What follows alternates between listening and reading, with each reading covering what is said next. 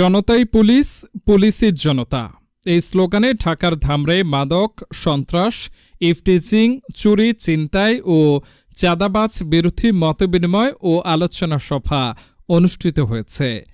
৬ মে মঙ্গলবার বিকেলে উপজেলার রোয়াইল ইউনিয়নের খরারচর বাজারে ধামরাই থানা পুলিশের আয়োজনে এই আলোচনা সভা অনুষ্ঠিত হয়। এ সময় প্রধান অতিথি হিসেবে উপস্থিত ছিলেন অতিরিক্ত police super Savar circle Mohammad Shahinur Kabir. তিনি জানান, অপরাধী যেই হোক না কেন পুলিশ কাউকে ছাড় দেবে না।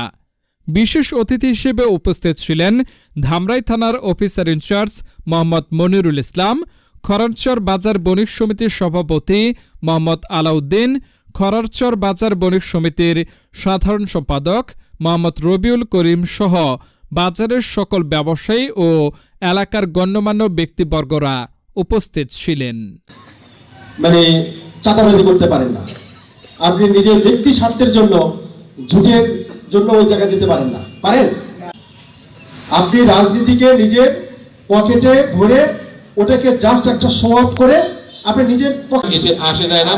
আপনি মাস্ট আপনার এই বিশেষ করে স্বর্ণকারে আপনারা সিসি ক্যামেরা আপনাদের দোকান রক্ষার্থে, আপনাদের সম্পদ রক্ষার্থে অবশ্যই 3 দিনের ভিতরে লাগিয়ে নেবেন।